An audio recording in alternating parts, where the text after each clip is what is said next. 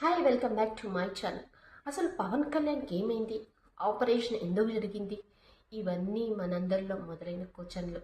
ముఖ్యంగా ఫ్యాన్స్లో అయితే అసలు మా హీరోకి ఏమైంది, మా దేవుడికి ఏమైంది అన్నట్లుగా వాళ్ళైతే చాలా కంగారుగా పడుతున్నారు. సో పవన్ కళ్యాణ్కి అయితే ఏదో మొన్న ఒక మీటింగ్ ఏదో జరుగుతూ ఉండగా ఆయనకు కొంచెం హెల్త్ బాగాలేదు అంటే వెంటనే సీరియస్గా ఉంటే హాస్పిటల్కి వెళ్తే వెంటనే ఆపరేషన్ చేయాలి అన్నారంట. సో ఆపరేషన్ అయితే చేశారు. ఆయనకి కొన్ని రోజులు అంటే రెస్ట్ ఉండాలన్నారంట. ఒక 10 days కానీ అలా ఏ పనులకి అటెండ్ అవ్వకుండా సో రెస్ట్ అని డాక్టర్స్ చెప్పారంట. అదే కాకుండా కొన్ని రోజులు ఎలాగైనా తను జాగ్రత్తగా ఉండాలని డాక్టర్స్ చెప్పారంట.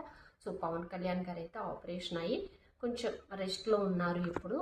సో ఆపరేషన్ ఏంటి అనేది అయితే మనకైతే డీటెయిల్స్ తెలియదు, కానీ మనకి కొంచెం అందిన ఇన్ఫర్మేషన్ నుంచి ఆయనకైతే ఆపరేషన్ అయింది.